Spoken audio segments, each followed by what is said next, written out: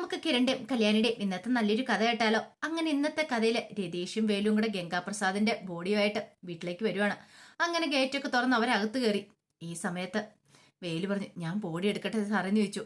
അതെ വരട്ടെ, ഞാൻ ഗേറ്റിന്റെ അവിടെയൊക്കെ പോയി നോക്കട്ടെ, ആരെങ്കിലും ഇങ്ങോട്ട് നോക്കുന്നുണ്ടോന്ന്, എന്നിട്ട് ബോഡി എടുത്താൽ മതിയെന്ന് പറഞ്ഞു. അങ്ങനെ പോയി നോക്കിയിട്ട് വന്നിട്ട് പറഞ്ഞു, ഭാഗ്യം ഇവിടെ എങ്ങും ആരും ഇല്ലാന്ന് പറഞ്ഞു.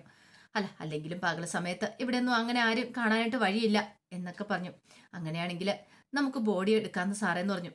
അത് തിരക്ക് പിടിക്കില്ല, ആദ്യം കുഴി എടുക്കണമെന്ന് പറഞ്ഞു. കുഴി എടുക്കാനോ? അത് സാറ് എനിക്ക് വിട്ടേരെ, ഞാൻ എടുത്തോളാം. എനിക്ക് കിണർ കുത്താനൊക്കെ പോയി നല്ല വശമുണ്ട്, അതുകൊണ്ട് പെട്ടെന്ന് തന്നെ ഞാൻ കുഴി എടുത്തോളാന്ന് പറഞ്ഞു. എടാ, അത് ചെറിയ കുഴിയൊന്നും പോരാ, വലിയ കുഴി തന്നെ വേണം. ഒരു ഈച്ചയും കാര്യങ്ങളും പോലും അടുത്തെടുക്കല്, അമ്മാതിരി കുഴി വേണം. അമ്മാതിരി കുഴി കുത്തി വേണം ഇവനെ അതിനകത്ത് ഇടാനായിട്ട്.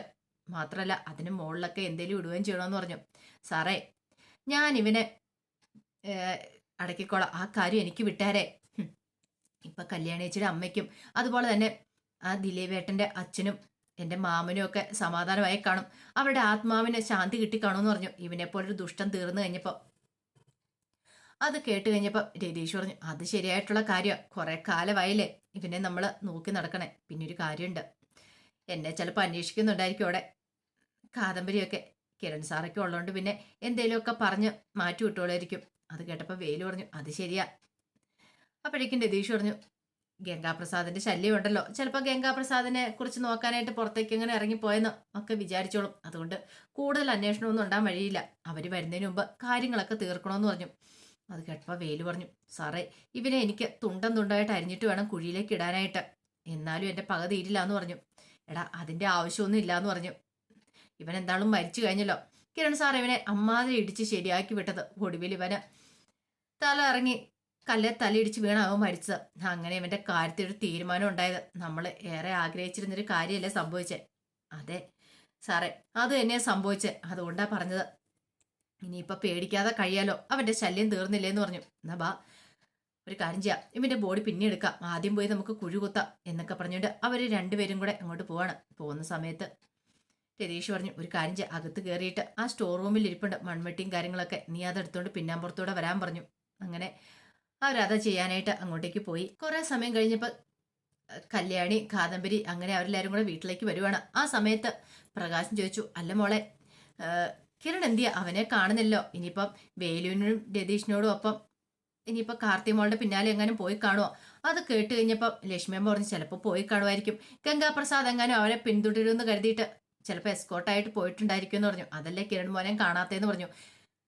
അത് കേട്ടപ്പോൾ പ്രകാശം പറഞ്ഞു, ശരിയാ, അവന്റെ അവനെക്കുറിച്ചുള്ള ഭയങ്ങളും കാര്യങ്ങളൊക്കെ ഉണ്ടല്ലോ, അതുകൊണ്ടായിരിക്കും ചിലപ്പോൾ കിരൺ മോന പിന്നാലെ പോയെന്ന് പറഞ്ഞു. അങ്ങനെ അവര് അങ്ങനെ വിശ്വസിക്കുകയാണ്, കിരൺ വേലുവിനോടും രതീഷിനോടും ഒപ്പം കാർത്തിയുടെ പിന്നാലെ പോയെന്ന്. അപ്പോഴേക്കും പ്രകാശം പറഞ്ഞു, മോളെ ഇപ്പൊ അവരവിടെ എത്തിക്കാണോന്ന് ചോദിച്ചു. ഇപ്പോഴെത്താൻ സമയമായിട്ടില്ല. അല്ല, എത്തിയെങ്കിൽ വിളിക്കില്ല അച്ഛാന്ന് ചോദിച്ചു. ഒരു കാര്യം ചെയ്യും, ഒന്ന് വിളിച്ചു നോക്ക്, അവരവിടെ എത്തിക്കഴിഞ്ഞാലും എനിക്കൊരു സമാധാനം ആവത്തോളെന്ന് പറഞ്ഞു. ഭാനുമതി മുത്തശ്ശി പറഞ്ഞു, അത് ശരിയാ, ആ ദുഷ്ടൻ ഗംഗാപ്രസാദ് ഉണ്ടല്ലോ, ഇനിയിപ്പോ വല്ല അപകടം ഉണ്ടാക്കി വെക്കുമെന്ന് ആർക്കറിയാന്നൊക്കെ പറഞ്ഞു. അത് കേട്ടതും കല്യാണി പറഞ്ഞു, അച്ഛനകത്തേക്ക് വാ, നമുക്ക് വിളിക്കാന്നൊക്കെ പറഞ്ഞ് അങ്ങനെ അകത്തേക്ക് കയറി വന്നു. ആ സമയത്ത് ഭാനുമതി അമ്മ പറഞ്ഞു, മോളെ കാദംബരി, നീ ഒരു കാര്യം ചെയ്യുക, അമ്മമ്മയ്ക്ക് ഒരു ചായ എടുക്കാൻ പറഞ്ഞു. ഈ ഉച്ച സമയത്തോ? അതെ, ഇന്നലെ ആണെങ്കിൽ ഒരുപോലെ കണ്ണുറങ്ങിയിട്ടില്ല, ആകെപ്പാടെ ടെൻഷനായിരുന്നു. ഈ കല്യാണം അവിടെ നടന്നു കഴിഞ്ഞപ്പോഴാണ് ഒരു സമാധാനമായത്. അത് കേട്ടതും കാദംബരി പറഞ്ഞു, ഒരു കാര്യം ചെയ്യാം, മോരും വെള്ളം എടുക്കാന്ന് പറഞ്ഞു. അപ്പോഴേക്കും ലക്ഷ്മി പറഞ്ഞു, അതെ മോരും വെള്ളം അല്ലല്ലോ, ചായ അല്ലേ ചോദിച്ചത്, ചായ കൊടുക്കാൻ പറഞ്ഞു. ആ സമയം അവിടേക്ക് വന്നിട്ട് ജാനകി ചേച്ചി പറഞ്ഞു, ഒരു കാര്യം ചെയ്യാം, ഞാൻ നല്ല ചായ എടുക്കാന്ന് പറഞ്ഞ് അകത്തേക്ക് കയറി പോവാണ്. ആ സമയം കാദംബരിയെ വിളിച്ചോണ്ട് ലക്ഷ്മി അമ്മ എങ്ങോട്ട് പോയി, വാ മോളേന്ന് പറഞ്ഞോണ്ട്. അപ്പോഴേക്കും കല്യാണോട് ഭാനുമതിയും ചോദിച്ചു, അല്ല വേലും അമ്മലും എപ്പോഴാ പോകുന്ന മോളേന്ന് ചോദിച്ചു. അവരെ വിടണം, അതിനു മുമ്പ് ചില കാര്യങ്ങളൊക്കെ ഉണ്ട് അമ്മൂമ്മയെന്ന് പറഞ്ഞുകൊണ്ട് കല്യാണി അങ്ങോട്ട് കയറിപ്പോയി. ആ സമയം പ്രകാശൻ ഇങ്ങനെ ഒരു നിമിഷം ആലോചിച്ചു, എന്നിട്ട് പറഞ്ഞു, കണ്ടില്ലേ എൻ്റെ മോള്, പാവം, അവൾ ഇല്ലായിരുന്നെങ്കിൽ ഇന്നത്തെ ഈ പ്രകാശൻ ഇപ്പൊ കാണത്തില്ലായിരുന്നു പറയുവാണ്. അതേ സമയത്ത് ലക്ഷ്മി അമ്മയും കൂടെ അങ്ങോട്ടേക്ക് വരുവാണ്. ആ സമയം പ്രകാശം പറഞ്ഞു, ശരിക്കും എൻ്റെ പെൺമക്കൾ എന്നെ ചേർത്ത് പിടിച്ച പോലെ എൻ്റെ മകൻ എടുത്തിട്ടുണ്ടല്ലോ, അവനും എന്നെ ചേർത്ത് പിടിക്കണമെന്ന് ഞാൻ ആഗ്രഹിച്ച. പക്ഷേങ്കില് അപ്പോഴേക്കും ലക്ഷ്മി പറഞ്ഞു, അവന്റെ കാര്യത്തെക്കുറിച്ചൊന്നും പറയാതിരിക്കുന്ന ഭേദം, പെങ്ങന്മാരെ കൊല്ലാൻ നടക്കുന്നതല്ലേ അവന്. അതെ, എന്ത് പറയാനാ ലക്ഷ്മി, ശരിക്കും അവനെ ഞാനാണ് വളർത്തി വഷളാക്കി വിട്ടത്. എൻ്റെ പെൺമക്കൾക്ക് കൊടുക്കേണ്ട സ്നേഹം കൂടെ അവനെ കൊടുത്ത് ഞാൻ വളർത്തി വലുതാക്കി, എന്നിട്ടോ ഒടുവിൽ അവൻ എനിക്കിട്ട് എന്നെ പണിയുന്നു. ഇത് കേട്ടപ്പോൾ ഭാനുമതി മുത്തശ്ശി പറഞ്ഞു, അതിനെക്കുറിച്ചൊന്നും കൂടുതൽ പറയാതിരിക്കുന്നത് നല്ലത്. എന്ത് പറയാനാ എൻ്റെ അമ്മേ. ഇനി പറഞ്ഞിട്ട് കാര്യമില്ല. അവന് നന്നാവാനായിട്ട് കുറെ അവസരം കൊടുത്ത എത്രയോ വട്ടം അവനോട് ഞാൻ പറഞ്ഞ എടാ നേരായ വഴിക്ക് വരാനായിട്ട്. പക്ഷെ അവൻ കേട്ടില്ല. അവൻ ഇനി എൻ്റെ പെൺമക്കളെ എങ്ങാനും കൊല്ലാൻ വന്നിട്ടുണ്ടെങ്കിൽ ഞാൻ എന്ത് ചെയ്യുമെന്ന് എനിക്ക് പോലും അറിയത്തില്ല. അത്രയ്ക്ക് ദേഷ്യമുണ്ട് എനിക്ക് അവനോടിപ്പം. എത്രയാന്ന് പറഞ്ഞാലും നന്നാവും കൂട്ടാക്കിയില്ലെങ്കിൽ പിന്നെ നമ്മൾ എന്ത് ചെയ്യും എന്നൊക്കെ ഇങ്ങനെ പ്രകാശം പറയണം. പ്രകാശിന് നല്ല വിഷമമുണ്ടെന്ന് ലക്ഷ്മിക്ക് മനസ്സിലായി. ലക്ഷ്മി അമ്മ പറഞ്ഞു, ഇത് പ്രകാശേട്ടാ ഇപ്പൊ അതിനെക്കുറിച്ചൊന്നും ഓർത്ത് ടെൻഷൻ അടിക്കേണ്ടെന്നൊക്കെ പറഞ്ഞുകൊണ്ട് ആശ്വസിപ്പിക്കുവാണ്. അതേ സമയത്ത് വേലു രതീഷും കൂടെ കുഴി കുത്തുവാണ്. അങ്ങനെ കുഴി ഏകദേശം എടുത്തു തീർത്തു. ആ സമയം വേലു പറഞ്ഞു, ഇത് പോരെ സാറേ എന്ന് രതീഷിനോട് ചോദിച്ചു. മതിയെന്ന് പറയണം. സാറേ സാറിനറിയാവോ, കാട്ടിലാണെങ്കിൽ ചില സമയത്ത് മൃഗങ്ങളൊക്കെ ഇങ്ങനെ ചത്ത് കിടക്കണ സമയത്ത് ചിലപ്പോൾ ആരും കാണത്തില്ല. ഇങ്ങനെ ദുർഗന്ധം വമിച്ചു കഴിയുമ്പോഴായിരിക്കും നമ്മൾ കാണുന്നത്. പിന്നെ ഞങ്ങളത് കുഴിയെടുത്ത് മൂടുക ചെയ്യുന്നത്. അതുകൊണ്ട് കുഴിയെടുക്കാനൊക്കെ എനിക്ക് നല്ല എക്സ്പീരിയൻസ് ഉണ്ടെന്ന് പറഞ്ഞു.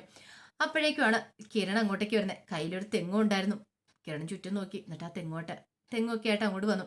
എന്നിട്ട് പറഞ്ഞു, അവനെ കുഴി കുത്തി മൂടിയിട്ട് ഈ തെങ്ങ് അതിന്റെ മീതെ വെക്കണമെന്ന് പറഞ്ഞു. അല്ല, നിങ്ങൾ കുഴിയെടുക്കുന്ന ആരും കണ്ടിട്ടില്ലോ അല്ലേ? ഇല്ല സാറേ, കണ്ടിട്ടില്ല എന്ന് പറയണ. അല്ല, ഈ കുഴി പോരേന്ന് ചോദിച്ചു. ഇത് മതിയെന്ന് പറഞ്ഞു. പിന്നെ കല്യാണിക്ക് ചെറിയ സംശയങ്ങളൊക്കെ ഉണ്ട്. ഇടയ്ക്ക് കല്യാണി എന്നെ വിളിച്ചു ചോദിച്ചു കിരണേട്ടൻ്റെ എവിടെയാന്നൊക്കെ. പിന്നെ ഗംഗാപ്രസാദൻ അന്വേഷിച്ച് നടക്കുമെന്നൊക്കെ പറയുന്നുണ്ട്. പിന്നെ കൂടുതലൊന്നും ചോദിക്കാൻ പോയില്ല. അല്ല, സത്യമായിട്ടുള്ള കാര്യമല്ലേ, നമ്മൾ ഗംഗയുടെ പിന്നാലെ അല്ലേന്ന് ചോദിച്ചു. അത് കേട്ട് കഴിഞ്ഞപ്പത്തിന് വേലു പറഞ്ഞു, സാറ് പേടിക്കൊന്നും വേണ്ട സാറേ, എന്തേലും പ്രശ്നം ഉണ്ടായിട്ടുണ്ടെങ്കിൽ ഞാൻ ഏറ്റെടുത്തോളാം. ജയിലിൽ പോയി കിടക്കാനും എനിക്ക് മടിയില്ല എന്ന് പറഞ്ഞു.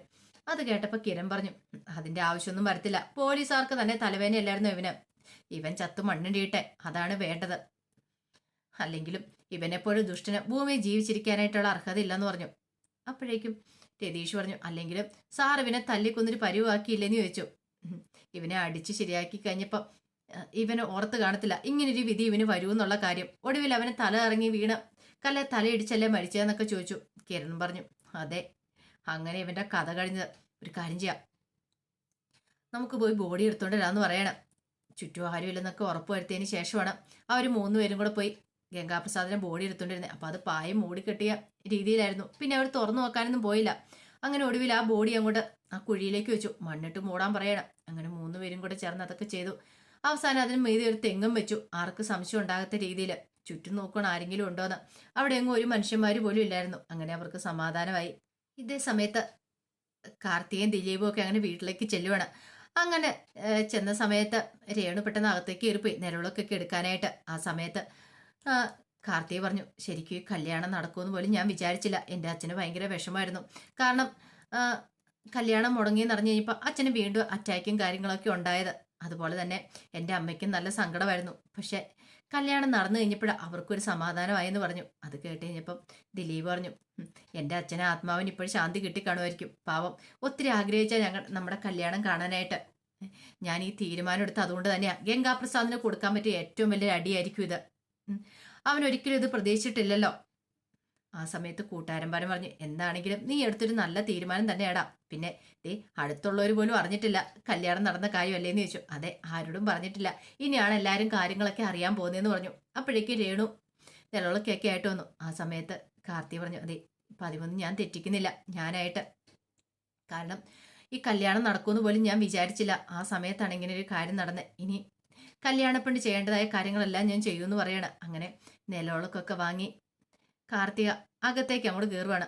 കൂടെ ദിലീപും കയറി. ആ സമയം രേണുവിനോട് ദിലീപിന്റെ കൂട്ടുകാരന്മാർ പറഞ്ഞു, അല്ല ഇനിയിപ്പൊ തുടങ്ങുമല്ലേന്ന് ചോദിച്ചു. എന്ത് അമ്മായിമ്മ പോരോ? അതെ, അതൊന്നും ഇവിടെ ഉണ്ടാകത്തില്ല. ഞാൻ അവളെ അതിന് മരുമോളായിട്ടല്ല സ്വന്തം മകളായിട്ടാണ് കാണുന്നത്. പോരെടുക്കാനൊന്നും പറ്റില്ല. എനിക്ക് അവളൊരു സഹായിയല്ല, എനിക്കൊരു കൂട്ടാ. എന്നോടൊപ്പം ചേർന്ന് നിൽക്കുന്നൊരു കൂട്ടായിട്ട് അവളെ ഞാൻ ഇങ്ങോട്ട് കൂട്ടിക്കൊണ്ടു വന്നിരിക്കുന്നത്, അല്ലാതെ ഇവിടുത്തെ ജോലിക്കാരിയാക്കാനല്ലെന്ന് പറഞ്ഞു. അതും പറഞ്ഞിട്ട് അവരും ഇങ്ങോട്ട് കയറി പോവാണ്. ഈ സമയം പൂജാമുറി കൊണ്ടേ വിളക്ക് വെച്ചു. കാർത്തിയും ദിലീപും അങ്ങനെ പ്രാർത്ഥിക്കുകയാണ്. പിന്നീട് ദിലീപ് പറഞ്ഞു, ഞാനേ വലിയ ദൈവവിശ്വാസി ഒന്നുമല്ല, പക്ഷെ അന്ധവിശ്വാസി അല്ല കേട്ടോ. അമ്മ വിളക്ക് വെക്കണ സമയത്ത് ഇവിടെ വന്ന് ഞാൻ പ്രാർത്ഥിക്കും, ഭഗവാനെ ഞാൻ സ്നേഹിക്കുന്ന പെൺകുട്ടി എനിക്ക് വിവാഹം കഴിക്കാൻ സാധിക്കണം, ഇവിടെ വന്ന് ഒരു ദിവസമെങ്കിലും അവൾക്ക് വിളക്ക് വെക്കാൻ സാധിക്കണമെന്ന്. അങ്ങനെ എൻ്റെ പ്രാർത്ഥന ദൈവം കേട്ടു.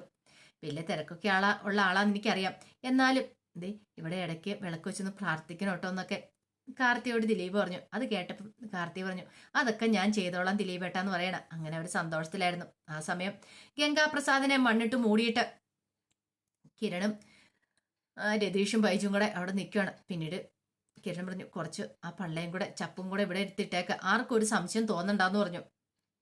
ഇത് കേട്ടതും രതീഷ് പറഞ്ഞു, അങ്ങനെ എന്തായാലും അവൻ്റെ ഒരു കാര്യത്തിൽ തീരുമാനമായി. ആ സമയം അവിടെ ഉണ്ടായിരുന്ന വേലു പറഞ്ഞു, ഇപ്പൊ ഈ വെച്ചിരിക്കുന്ന തെങ്ങില്ലേ സാറേ, ഇത് നന്നായിട്ട് തഴച്ചു വളരും, അത്രയ്ക്ക് നല്ല വിഷമല്ലേ അകത്ത്, അത് നല്ലൊരു വളമായിരിക്കും എന്ന് പറഞ്ഞു. അത് കേട്ട് കഴിഞ്ഞപ്പം രതീഷ് പറഞ്ഞു, അത് ശരിയാ, അവൻ നല്ലൊരു വളം തന്നെയാന്ന് പറയാണ്. കിരൺ പറഞ്ഞു, എന്താണെങ്കിലും ഇവനെക്കുറിച്ച് ഇനിയിപ്പോൾ ആരും അന്വേഷിക്കാൻ പോകുന്നില്ല, ഇവനൊരു പിടികിട്ടാപ്പുള്ളിയായിട്ട് ഇനിങ്ങനെ നടക്കും. കാരണം പിടികിട്ടാപ്പുള്ളി എന്നായിരിക്കും ഇനിയിപ്പോൾ അറിയപ്പെടാനായിട്ട് പോകുന്നത്. ഇവനെക്കുറിച്ച് ഇനി ആർക്കും ഒരു വിവരം കിട്ടാനും പോകുന്നില്ല. അത് കേട്ട് കഴിഞ്ഞപ്പോൾ രതീഷ് പറഞ്ഞു, അത് ശരിയാ സാർ, അവനെ തീർത്തും നന്നായെന്ന് പറഞ്ഞു. കിരൺ പറഞ്ഞു, ഭാഗ്യം കൊണ്ടായിരിക്കും ഇവനെ കാണാൻ പറ്റിയത്. എൻ്റെ ഫോണിലേക്ക് ഒരു മെസ്സേജ് വന്നായിരുന്നു. ഞാനാണെങ്കിൽ പുറത്തേക്ക് ഇറങ്ങിയ സമയത്താ ഇവനകത്തേക്ക് കയറിയത്. കൃത്യസമയത്ത് തന്നെ ഞാൻ വന്ന് കണ്ടതുകൊണ്ട് ഇവനെ പിടികൂടാൻ പറ്റി. ഒറ്റ തോഴിക്ക് ഇവൻ്റെ കയ്യിലിരുന്ന് തോക്കി ഞാൻ തെറിപ്പിച്ചു. അല്ലായിരുന്നെങ്കിലോ ദിലീപിൻ്റെ, കാർത്തികയുടെ, ചിലപ്പോൾ ലക്ഷ്മി അമ്മയുടെ ഒക്കെ ജീവിതം ഇവൻ തീർത്തേനെന്ന് പറഞ്ഞു. എല്ലാം ഒരു നിമിഷം കൊണ്ട് കഴിഞ്ഞു. അപ്പോഴേക്കും രതീഷ് പറഞ്ഞു, അത് ശരിയാ സാറേ, അവിടെ കല്യാണം നടക്കുന്ന സമയത്ത് ഇവിടെ ഇവൻ്റെ മരണവും നടന്നു. അപ്പോഴേക്കും വേലു പറഞ്ഞു, ഈ കാര്യങ്ങളെല്ലാം നടന്നു ഒരു പക്ഷേങ്കിൽ ദേ വേറെയുള്ളവരുടെ ആത്മാവിന് ശാന്തി കിട്ടാൻ വേണ്ടിയിട്ടായിരിക്കും. എൻ്റെ മാമൻ്റെ, അതുപോലെ കല്യാണി ചേച്ചിയുടെ അമ്മയുടെ, ദിലീപേൻ്റെ അച്ഛൻ്റെ ഒക്കെ ആത്മാവിന് ശാന്തി കിട്ടാൻ വേണ്ടി ആയിരിക്കുമല്ലേ എന്ന് ചോദിച്ചു. അതെ എന്ന് കിരണം പറയാണ്. കാരണം അത്രയ്ക്കൊരു ദുഷ്ടനായിരുന്നല്ലോ ഇവന്, എത്ര പേരുടെ ജീവനെടുത്തെ. ഇവനെ പോലുള്ള വ്യക്തിന് ഭൂമിയിൽ ജീവിച്ചിരിക്കാൻ യാതൊരു യോഗ്യതയില്ലെന്ന് പറഞ്ഞു. വാ, ഇനി നമുക്ക് പോയി കുളിച്ച് ഫ്രഷ് ആക്കാം, ഒരു കാരണവശാലും ആരും അറിയാൻ പാടില്ല ഇവനെ പോലെ ഒരു ദുഷ്ടൻ ഇവിടെ ഉണ്ടെന്നുള്ള കാര്യം എന്നും പറഞ്ഞിട്ട് അവർ 3 പേരും കൂടെ അങ്ങോട്ടേക്ക് പോകുകയാണ്. അപ്പോൾ അതിൻ്റെ വിശേഷങ്ങളൊക്കെ നമ്മളൊന്ന് കാണുന്നത്. ഇതിൻ്റെ ബാക്കി വിശേഷങ്ങളുമായിട്ട് വൈകുന്നേരത്തെ പ്രമോയി വരാട്ടോ. ഒരിക്കൽ കൂടി എല്ലാവർക്കും ശുഭദിനം നേർന്നുകൊണ്ട് നിർത്തുന്നു.